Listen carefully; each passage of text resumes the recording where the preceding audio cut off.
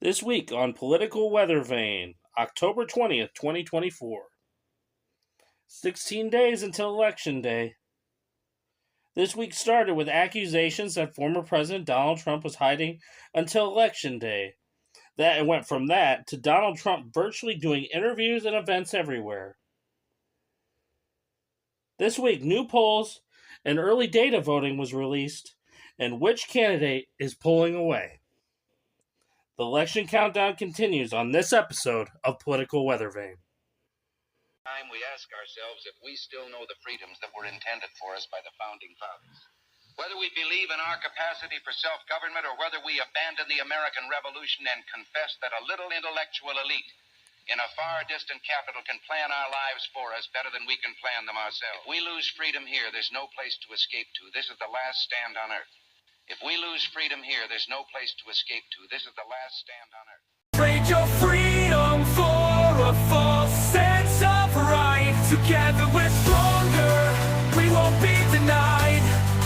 This is freedom's last stand, let's turn the tide. Let's turn the tide.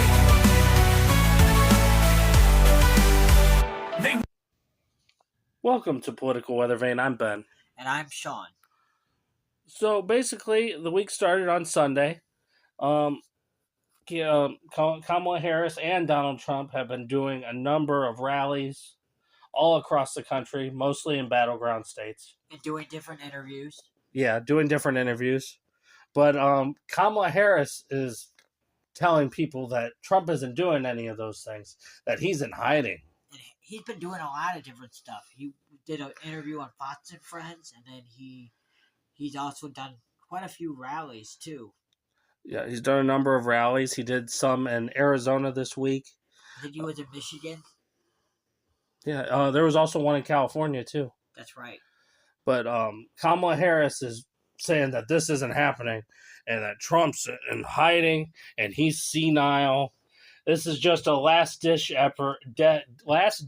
effort from her campaign to try to say that Trump is unqualified to be president. I'm going to play the clip of Kamala Harris saying that. He is unwilling to do a 60 Minutes interview. Like every other major party candidate has done for more than half a century. He is unwilling to meet for a second debate.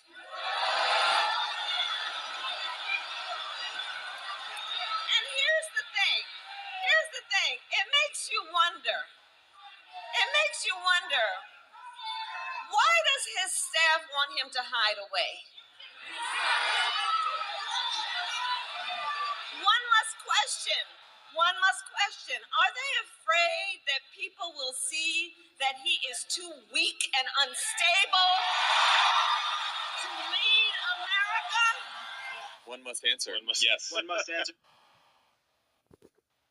Another thing is, why would he go on 60 Minutes when they've been proven CBS to be biased? Did you see what they did to Speaker Johnson, where they totally took his words out of context? Yeah, and not even just that. When she went on 60 Minutes, she answered a question about Israel, and they realized how crappy her answer was. They made her redo it. And then they aired it as like, oh, she never said that. And actually, there is proof because they did a preview. They were dumb enough to do it this way. They made a preview of what the debate was going to look like, and they played the clip of her saying the terrible thing. And then during the actual airing of it, they had the different answer. So it proved that they doctored the video. Yeah. Here's the two clips of Kamala Harris on 60 Minutes. On Sunday, it's her full answer, which was widely mocked. But it seems that Prime Minister Netanyahu is not listening. Well, Bill, the work that we have done has resulted in a number of movements in that region by Israel that were very much prompted by or a result of many things, including our advocacy for what needs to happen in the region. But here's what viewers actually saw on Monday night on television. But it seems that Prime Minister Netanyahu is not listening.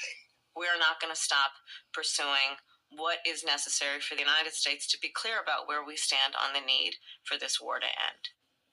How do you explain? So that's the first time you heard that. That was the first time I heard that. Wow, that is extremely biased, trying to help Kamala make sure she got the right answer with Israel. Yeah, that's definitely propaganda. Yeah. That they came out today that the FCC is going to do a report on that and learn what exactly happened. And Trump actually weighed in on it and said that they should get their licensing taken away.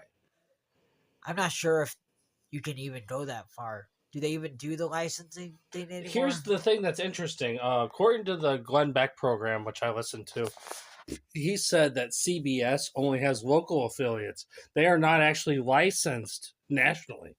I see.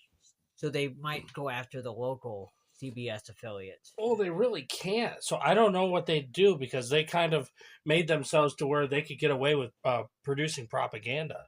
Wow, you really can't trust CBS at all. No, you can't trust a lot of these networks nowadays. Very true.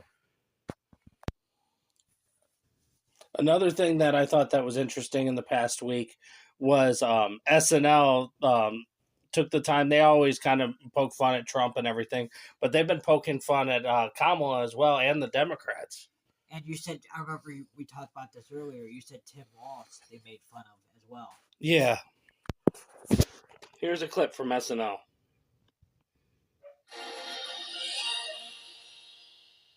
Good evening, I'm Caitlin Collins. Despite repeated offers from the Harris campaign, Donald Trump has officially refused to appear in another debate saying, quote, "It's not because I'm scared, so don't tell people I'm scared." However, there was one format in which President Trump was willing to face off against Harris. We take you live to that now. It's time for Brand New Year Election Showdown. Here's your host, Steve Harvey. Democrats led by Vice President Kamala Harris.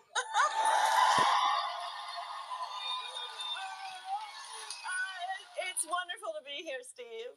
I love to see a man getting paid millions of dollars at his black job. And I'd like to say a black thank you.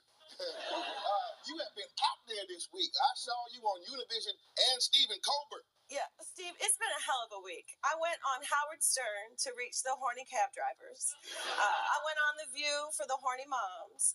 And I also went on the podcast Call Her Daddy because I have a message. I have a message for young women, okay? You need to go to the ballot box if you want the government out your ballot box. All right, so that was just a little taste of SNL. Surprising to see that they're kind of moving in that direction. Yeah, it's funny that they were making fun of Harris. Because they usually just make fun of Republicans. Yep. Also this week, we mentioned earlier there was a number of rallies. Trump was on a number of shows. I listened to one show. I listened to the Glenn Beck program regularly, and he was on Glenn Beck this week. And some of the answers that he gave, he normally, stuff that he doesn't talk about, like stuff that goes on inside the government. I wanted to share a clip from that just to kind of hear another side and another thing that we normally don't hear from Donald Trump. Genius. Who's actually the president, Mr. President? Well, I think it's a committee of people, and they might not even know who the committee is. They may not even know themselves. Does that make sense? It's a group of people that are in different levels of D.C., and they surround a man that was not the most capable person. By the way, never was.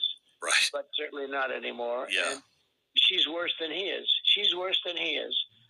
And the difference is she was a believer. You know, she was a believer for a long time. She was a Marxist for a long time. She's further left than Bernie. You've heard that many times. Yeah. Talk about it. But she's further left than Pocahontas, okay? Pocahontas is probably further left than Bernie, I think. I don't know. How you rate it might have to go by your scale. I believe in your scale maybe more than mine. You know better. Wow, that is frightening.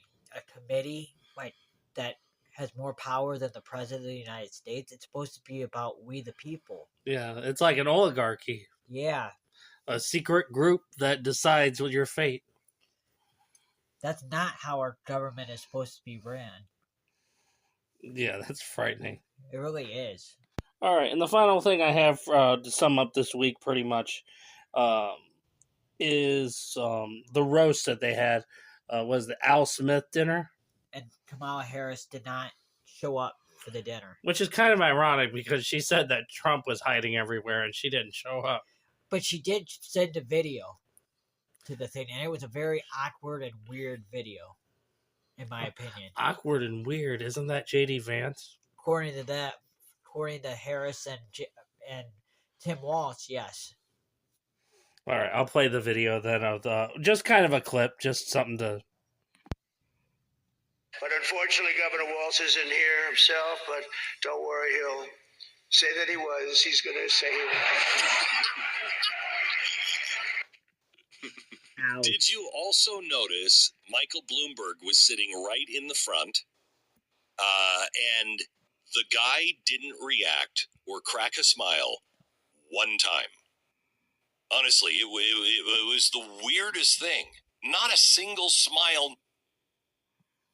Ouch on that Tim Walsh thing. But it is true, because he claimed that... Didn't he claim he was in China during the uprising in the square? How do you pronounce Tiananmen Square? Yeah, and he wasn't. He was in Hong Kong. Yeah. Or no, he was at home, wasn't he, in Kansas? Yeah, I think it was like in 1989 or something, Yeah. wasn't it? Something way back. Yeah, he claimed he was there. Now he's just a knucklehead for saying it. Yeah. That's pretty much all I got this week. You wanted to add with our next segment. You wanted to talk about BRICS, right? Yeah, BRICS is having a summit in Russia coming up this week, and I was going to do I'm going to do a preview on it. Okay, we're going to take a quick break, and we'll be back right after this. Kamala Harris is killing the American dream. Kamala Harris claims to support the middle class. But across the board, the middle class suffers under Kamala Harris's radical policies and agendas. Gasoline, electricity, airfare, groceries, housing, car insurance, and even school lunch costs have surged under Kamala Harris. Starting on day one, we will defeat inflation quickly and we will make America affordable again. We're getting your prices way down. I will cut your energy costs in half. We will make America the dominant energy producer in the world by far. We will create the biggest, greatest, and strongest middle class in the history of our country. In short, it will be a national economic renaissance. It's time for the working man and woman to finally catch a break. We are going to bring back the American dream bigger, better, and stronger than ever before. Welcome back to Political Weathervane. This week, BRICS is having a summit, and it's going to take place in Russia between October 22nd and October 24th this year. And the BRICS countries consist of the 5 main countries: Brazil, Russia, India, China, South Africa. And they joined, and there's other countries that just joined the pact, and it's Egypt, Ethiopia, Iran, and UAE. So why is this BRICS summit significant as compared to other summits? Well, I don't know how much exactly is going to be done at this summit, but the mainstream media has been pretty much ignoring it, so that's why I wanted to bring attention to it, because it's important, because they're trying to take over the US dollar as the reserve currency. Well, it's in Russia this year, and Putin and Russia are going to propose 6 different things to try to make BRICS more powerful. Okay. Is one of those would be like monetary, creating their own currency, or? Hold on, let me tell you the 6. Okay. The first one is they're starting a new cross-border payments initiative. They want this to counter the SWIFT system, because Russia is having problems using the SWIFT because of all the different sanctions that are on them because of Ukraine. So they're saying that an alternate payment system and national BRICS currency that would include a new messaging system and a network of national commercial banks linked to each other through the BRICS central banks, removing the need to exchange local currency through the U.S. dollar. They're trying to remove the dollar from the reserve currency of the world, which is kind of scary for us because if we do that with the debt, our country is going to be in big trouble. Another thing that they're going to do is called Brits Clear. It's an international settlement and depository infrastructure that Russia says would enhance cross-border trade and national securities. The idea is to allow all members to retain full access to Brits' financial markets, even if they are cut off from Western financial infrastructure. The third thing they're going to propose, Putin and Russia, is Brits reinsurance. This proposal is to establish a Brits reinsurance company to allow uninterrupted shipment of goods and key commodities between members in the event that Western reinsurance firms who dominate international trade refuse to provide their services. The fourth one is Brits Contingent reserve arrangements, an international financial facility aimed at supporting member countries during times of economic crisis that they want to be an alternative to the IMF, the International Monetary Fund. They also want to create a grain trade exchange, which calls for establishment of a trading platform for grain and other major commodities with associated pricing agency that will provide price data and market analysis. And then the sixth one is cooperation on credit ratings. Better communication and experience sharing between the member countries' credit rating agencies with the use of artificial intelligence to help eliminate human bias. And another one that they talk about, but not in this article, they want a Brits currency that everybody that's backed by gold, like 40% of it will be backed by gold and 60% will make up all their currencies. So that's kind of interesting. Yeah. So it'll only be partially backed. Yeah, partially backed. I guess it's better than not being backed by anything. But you got to remember, with it being backed by gold, there is limitations to it because you have to have enough gold to cover your cost of the currency. Yeah, that's true too. And I think that's one of the reasons why we got the U.S. used to be backed by gold, our currency, but they ended that under Richard Nixon. There's pros and cons to doing that. Yeah, I mean, it means that you can have more money and flood more money, everything. Yeah, but it also could make your money worth less. Yeah. So, what day or week is the BRICS Summit? It's going to happen between October 22nd, 2024, and October 24th, 2024. Okay, so this week. This week. Okay. We'll see if anything comes from this summit. I don't know. The president of China is actually going to attend it. Xi Jinping? Yeah. All right. Then we're going to move on to our final segment. We're going to be talking about the polling, and we're going to be talking about the early voting that's going on. We'll be back after this. This is for Donald Trump, a chance to go out the winner he must be. Kamala Harris demands respect. If it's not given to her, she demands it. It's about the country that you want. The choice could not be more stark. The choice 2024, Harris versus Trump. We're back with the final segment of Political Weathervane. Early voting. They've had so far over 12 million mail-in and early in-person votes nationally. 41 million have requested a mail-in vote or mail-in ballots. So the numbers and projections right now, they say the numbers are closer to 2016 than they are 2020 for the total number. They had 138 million vote in 2016, and I'm not sure in 2020 they had... I believe it was more than that. Yeah, they had 136 million in 2016, 158 million in 2020, which was the highest number in the history of elections. Of our country. Almost 63% turnout in 2020. Wow. But it says it's going to be closer to 2016, which is... That sounds like it helps Trump. It does help Trump, and that when it does the numbers that way, it favors Trump a little bit more. When we look at the early voting, it's still about a 10% gap between Democrats and Republicans. By age, when they look at it, 58% of people who have early voted so far are over the age of 65. So it's a lot of seniors are voting. Yeah.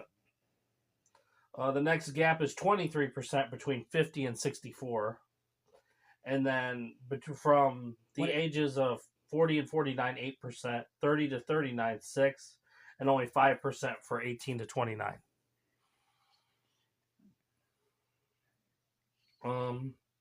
It says by age who's registered nationally and everything. Let's see. Oh, okay. Who's voted more? Is this women or is this men, you think? I'd say men voted more. No, for early voting, it says this one right here for early voting. 53% are women who vote early, 45% men, and then I guess a question mark for 2% of could be anything. Could be a unicorn. But when we look at the numbers and we look closely at them, it looks that who's voted. Michigan, it's pretty dead even between Republican and Democrat, surprisingly. In Georgia, there's more Republicans that have voted early than Democrats. Also the same in Arizona. Republicans are actually, looks like they're winning in Arizona. And, well, North Carolina looks pretty even. Georgia, slightly more Republicans. Pennsylvania, this is something interesting, though. Looks like there's a lot more Democrats voting. They have about a 25-point lead in Pennsylvania. Michigan's pretty even, though. It's kind of interesting. Usually, it's a huge gap in Democrats, and then the Republicans on Election Day get closer to that gap. Yeah. The gap is much smaller this year, which definitely helps Donald Trump. Except in Pennsylvania. But, I mean, everywhere else it looks pretty good overall. We can talk about some of the polls that came out now since we talked about the early voting. Am I right that Trump is winning in every battleground state? He is either tied or he has a slight lead, it looks like now. There's 7 battleground states. It's Pennsylvania, Michigan, Wisconsin, North Carolina, Georgia, Nevada, and Arizona. Yep. So those are the states that we're talking about when we say battleground. Okay, I kind of look at the map in my head, and I'll start out from the west and work my way to the east. So you like to start with Arizona. So I'll start with Arizona. Arizona, Trump has been consistently kind of in the lead in that state. It looks like he's polling about 50% to 47% for Kamala. So he's in a good place in Arizona. Nevada, the polls lately have been leaning towards Kamala, but since the early voting's come out and everything, they have him currently either tied or up by a point. So what about Georgia? Georgia, I'll get to that. Okay. Now we're in Wisconsin. It says they're tied in Wisconsin. Wow. And in Michigan, Trump is leading by 2 points. And in Pennsylvania, he's up by 4. Wow. And now it's looking, then we can go on to, we'll go to Georgia for your sake. Georgia, I'm pretty sure he's going to win Georgia. It's evenly split, like early voting, and it's a lot more Republicans, it looks like, that are going to be voting than Democrats in Georgia. So I think that they're saying that he's up by 2. I'm pretty confident he's going to take it by maybe 4 or 5 points. Oh, wow. North Carolina, it's going to determine turnout. They've just had that Hurricane Helene. They had record early voting. There wasn't too much of a divide between Republicans and Democrats. I think it's a 6-point lead for Democrats right now in North Carolina. Oh, but definitely it's hard to say with North Carolina. I can't really say. Polls are saying he's up by 2 points. But if he wins Michigan and Wisconsin and Pennsylvania, he won't even need North Carolina to win. He definitely won't. But looking to it and how people are reacting and everything, it looks like Trump is probably going to get it over 270. Democrats have been talking about trying to find other ways to stop Donald Trump from becoming president. January 6th. Everybody says January 6th and gas. But January 6th, 2025, they have to certify the election. Congress certifies. And what they're hoping to do is have enough Democrats win House seats so that way the Democrats have a majority in the House.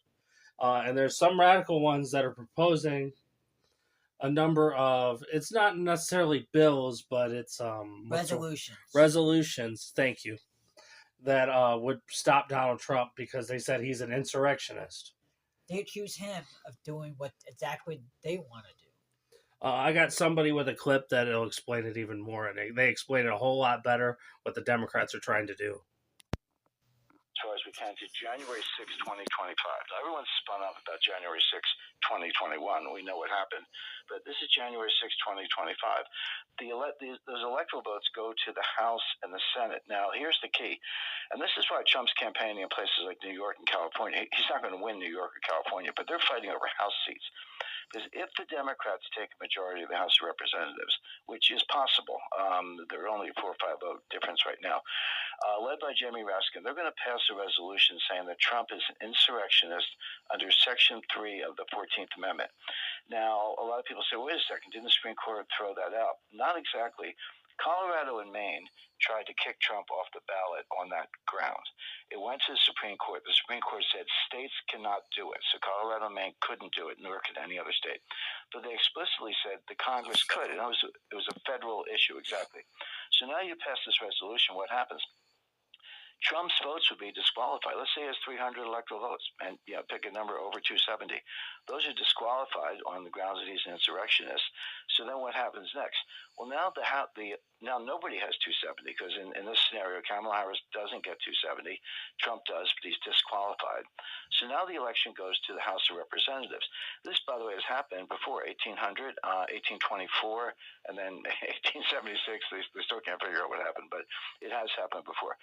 So, but now you flip over from the 14th Amendment to the 12th Amendment. I should let the listeners know I happen to be a lawyer. Sorry, I'm enough of a geek to read all this stuff.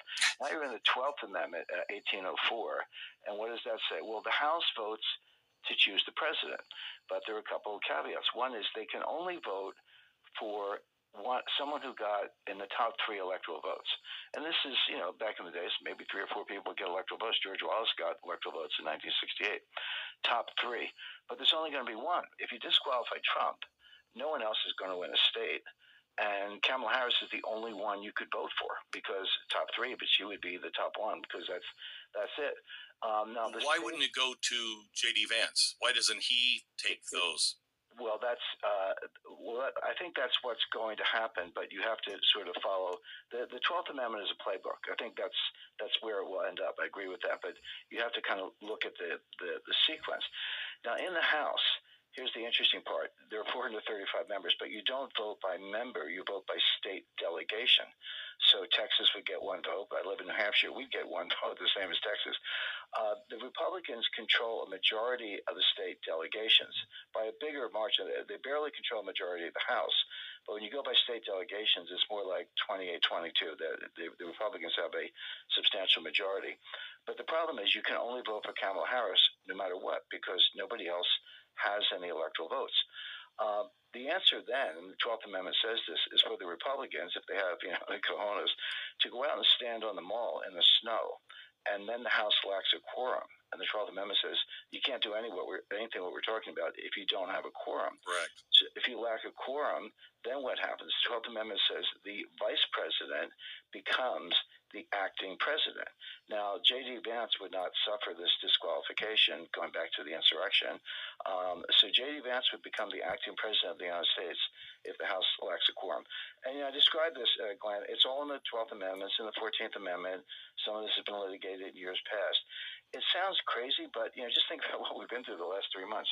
Two, maybe 3 assassination attempts, a coup d'etat on Joe Biden, a nominee who didn't get 1 vote in 2 tries, not 1 vote in a primary. And so there's enough craziness to go around. So again, I'm just kind of reading the Constitution and applying it. It has happened before. In 1800, we ended up with Thomas Jefferson and Aaron Burr, who were bitter enemies and opposing parties. But that's what happened. And here you could have Kamala, J.D. Vance worst case, or J.D. Vance as acting president if the Republicans walk off the floor and they lack a quorum. So what do you feel on that, Sean? Wow.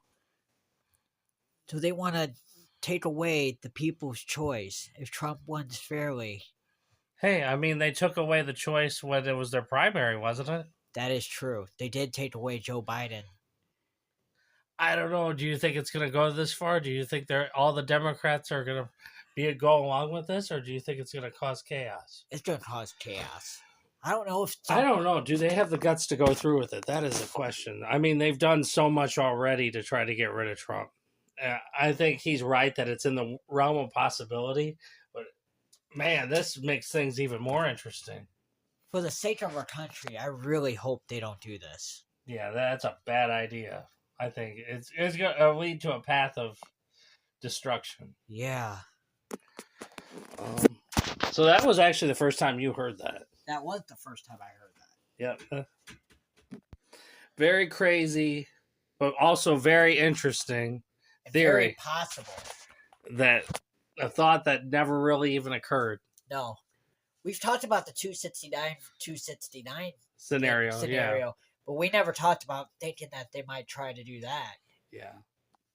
Well, I think that pretty much sums up our show for this week. Crazy. Thanks for listening. Just like this election has been. It has been. All right. Well, thank you for listening to our show. You can like our you can like our YouTube page. Listen to us on Spotify. We're on everything that you can listen to radio wise. Thank you for listening and have a good night. They want to control us, make us comply, but we'll break the chains, we'll defy and fly. Kamala's vision may loom overhead, but in the land of the brave, we won't live in dread. Our spirits unbroken, we'll stand hand in hand. Together we fight, this is freedom's last stand. So raise your voice, let the world hear our fight. Don't trade your freedom for a false sense of right. Together we're stronger, we won't be denied. This is freedom's last stand, let's turn the tide.